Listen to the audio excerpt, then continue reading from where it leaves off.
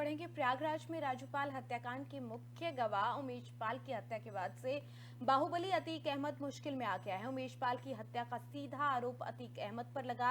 इसी बीच उमेश पाल हत्याकांड मामले में बड़ा अपडेट सामने आया। पुलिस और एसटीएफ की टीम गुजरात रवाना हुई, जहां साबरमती जेल पहुंचेगी पुलिस।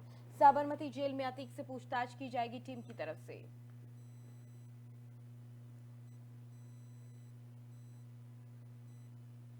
आपको बता दें कि उमेश पाल हत्याकांड को लेकर जिस तरीके से लगातार पुलिस अपडेट जो सामने आ रही है, उसके मुताबिक अब साबरमती जेल में अतीक अहमद से जाकर पुलिस की टीम जो है वो पूछताछ करेगी।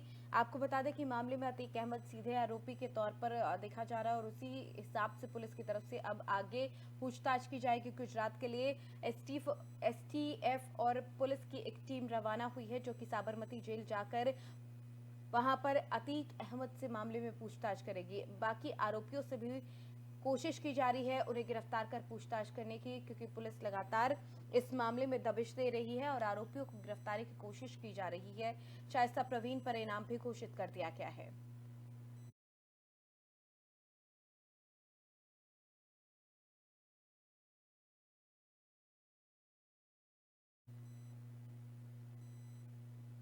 वहीं अतीक अहमद मामले में चल रही बुलडोजर कार्रवाई पर तौकीर रजा का बयान सामने आया। उन्होंने कहा ये सियासी दुश्मनियां हैं जिसमें बदले लेने का काम किया जा रहा है और इस मामले में कुछ और नहीं बोलना चाहते। दरअसल उमेश पाल हत्याकांड के बाद अतीक अहमद के बेटों पर इनाम घोषित होने और उनके एनकाउंटर होने की चर्चाओं पर पूछे सवाल पर तौकीर रजा अपनी प्रतिक्रिया देते हुए नजर आए। उन्होंने तिरंगा यात्रा पर भी यहाँ पर बोला और उन्होंने कहा कि देश में बंटवारे का डर सता रहा है और साथ ही राहुल गांधी के विदेश में जाकर बयानबाजी पर तौकीर रजा बोले, मैं राहुल गांधी के बारे में किसी टिप्पणी नहीं करना चाहता, ये उनकी पार्टी का मामला है। मैं अपने देश के लिए तिरंगा यात्रा निकाल रहा हूं और जहां तक कांग्रेस की बात है, उन्होंने अपनी पार्टी के लिए यात्रा निकाली, दोनों में बहुत बड़ा फर्क है। वहीं तौकीर रजा ने सड़क पर नमाज पढ़ने वाले बयान पर भी सफाई दी। उन्होंने कहा, कहना है कि यात्रा के दौरान हम लोग तो सड़क पर ही रहेंगे, जहाँ होंगे किसी के घर पर नमाज पढ़ लेंगे या सड़क पर होंगे तो सड़क पर नमाज पढ़ लेंगे।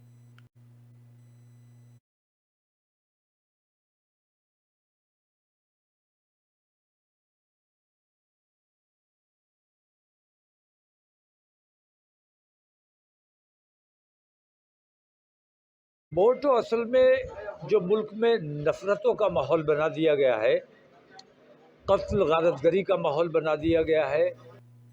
वहीं अलीगढ़ के थाना अकबराबाद में चोरों का आतंक सामने आया। चोरों ने कई दुकानों में चोरी की घटना को अंजाम दिया, जिससे पब्लिक और पुलिस परेशान हो गई और चोर सीसीटीवी कैमरे में कैद हो गए। कैमरों की मदद से ही चोरों की तलाश पुलिस की तरफ से की जा रही है। जगह जगह दबिश दी जा रही है।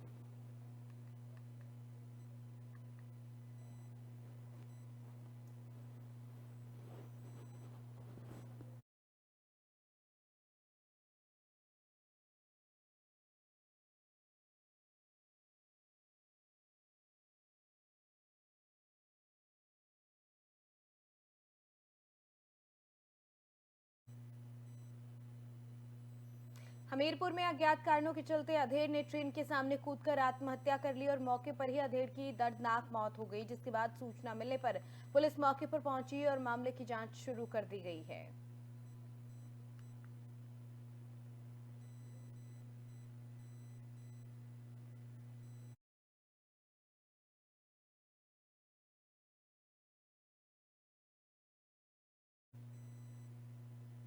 राज्य सरकार ने अरबों रुपए खर्च कर भले ही गौशालाओं का निर्माण करवा दिया हो, लेकिन ये गौशालाएं महज हाथी के दांत बनकर रह गई हैं। खेत हो या सड़क, जहां पर भी देखो आवारा जानवरों का झुंड दिखाई पड़ेगा, जो किसानों की फसलों को सफाचट कर रहे हैं। छुट्टा जानवरों के आतंक से किसान अब इतने बेबस हो चुके हैं कि अब रोने और बिलखने के सिवा उनके सामने कोई और चारा नहीं। हालांकि कई बार किसानों ने आवारा पशुओं के झुंड को ब्लॉक, स्कूल और तहसील में ले जाकर कैद कर दिया, लेकिन सरकार के अधिकारियों की तरफ से इस और कोई ध्यान नहीं दिया गया, बल्कि किसानों पर उल्टा मुकदमा दर्ज कर लिया गया। तहसील तरबगंज के तहत गांव और खेतों में आवारा पशुओं के झुंड घूम रहे हैं, जो किसानों की खड़ी फसल को बर्बाद कर रहे हैं, पैरों से कुचलकर नष्ट भी कर देते हैं, जिसकी वजह से किसानों में काफी नाराजगी भी है। इसको लेकर कई बार शिकायत दी गई, लेकिन बावजूद इसके कोई भी समाधान वहां पर नहीं किया गया।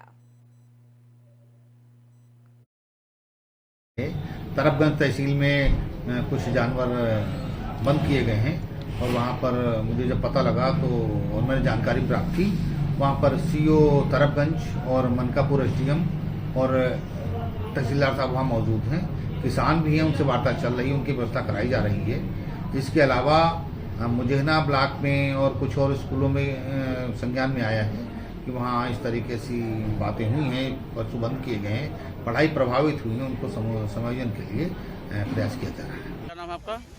मेनन विधानसभा से पंडित अजीत मिश्रा हमारा नाम है और हमारा गांव इस समय बहल्ला से छुट्टा जानवर से बहुत परेशान है और ये कन्या पाठशाला है मेहनौन से और इसमें बच्चे भी पढ़ रहे हैं, मगर आज वो बच्चे नहीं आए हैं, वो मास्टर भी वो खड़े हैं और पूरा गांव हमारा आज इसी से परेशानी से थी। बहुत जन का तबीयत भी खराब हो गया, हम लोग का भी खराब हो गया और सब उतना दुखी हैं। खाली छुट्टा जानवर से हम लोग इतना दुखी हैं कि पूरा खेत भी चरी गए, कुछ बचा नहीं। अब किसान कहाँ से भर्ती लावे, कहाँ से लगावे?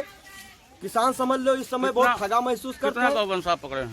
100 मामला यह है साहब, कल तक खेती पाती हमसे जो किया हन और कल तक सब गोरू चल लिया था, गोरू सब चढ़ते जाते हैं।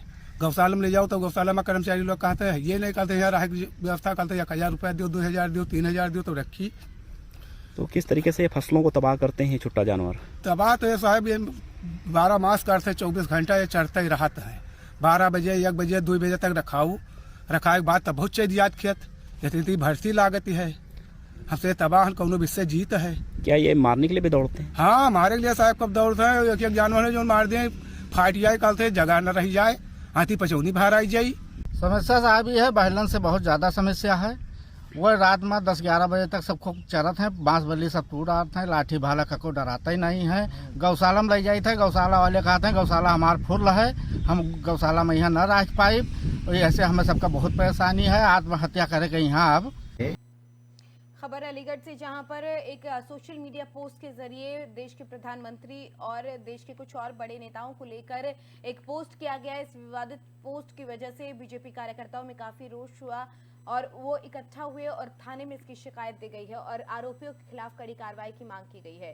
जानकारी देते हुए बीजेपी नेता मुकेश लोधी की तरफ से कहा गया कि फेसबुक पर एक व्यक्ति ने देश के प्रधानमंत्री, गृह मंत्री और कई और नेताओं को लेकर विवादित टिप्पणी की, एक पोस्ट की, जिसके बाद हमने शिकायत दी है और कड़ी कार्रवाई की मांग की गई है। आज हम कुआरसी थाने आए हुए हैं, जिसमें आरिफ जमान जैसे लोगों के खिलाफ एफआईआर करने के लिए। इसमें आरिफ जमान ने एक आईडी शेयर की है, जो आईडी का नाम है अब होगा न्याय। में हमारे देश के प्रधानमंत्री, प्रदेश के मुख्यमंत्री जी और देश के गृह मंत्री के खिलाफ अशोभनीय टिप्पणी की है, जो अमर्यादा टिप्पणी है। ऐसी टिप्पणी जिसे देखकर हम सभी कार्यकर्ताओं का मन आहत हुआ है और हम बहुत आक्रोशित हैं। हम प्रशासन से चाहेंगे कि ऐसे लोगों के खिलाफ सख्त कार्रवाई की जाए, जो भविष्य में आरिफ जमान जैसे लोग ऐसी आईडी को शेयर ना कर सकें। और अब होगा न्याय जो फेसबुक आईडी है, ऐसी आईडी के खिलाफ ऐसी कार्रवाई की जाए जो भविष्य में लोग ऐसी आईडी कभी ना बना सकें। हमने इसमें थाने में तहरीर दी है और इसकी शाम तक एफआईआर हो जाएगी और इनके खिलाफ सख्त से सख्त कार्रवाई का हमें आश्वासन दिया गया है। सोशल मीडिया पे एक पोस्ट वायरल हुआ है, जिसमें एक राजनीतिक पार्टी के कुछ महानुभावों के प्रति आपत्तिजनक टिप्पणियाँ की गई हैं। पुलिस द्वारा इस प्रकरण में तत्काल संज्ञान लेते हुए सुसंगत धाराओं में अभियोग पंजीकृत किया गया है। विधिक कार्रवाई प्रचलित है। यूपी के अलीगढ़ जिले में दबंगों के डर से करीब 2 दर्जन से ज्यादा लोग अपने मकान बेचने को मजबूर हैं, जिनके अपने घर यहां से बाहर उन्होंने पोस्टर लगा दिए हैं कि ये मकान बिकाऊ है। पोस्टर लगाने वाले लोगों का आरोप है कि कुछ दबंग लोग उन्हें आए दिन परेशान करते, झगड़ा करते, स्कूल जाती लड़कियों के साथ कमेंटबाजी कर उन्हें परेशान करते हैं। इसकी जानकारी स्थानीय पुलिस को हुई, लेकिन पुलिस प्रशासन में हड़कंप मचा। मौके पर पहुंची पुलिस ने जांच पड़ताल शुरू कर दी और पीड़ितों की शिकायत पर कार्रवाई का आश्वासन भी दिया गया है।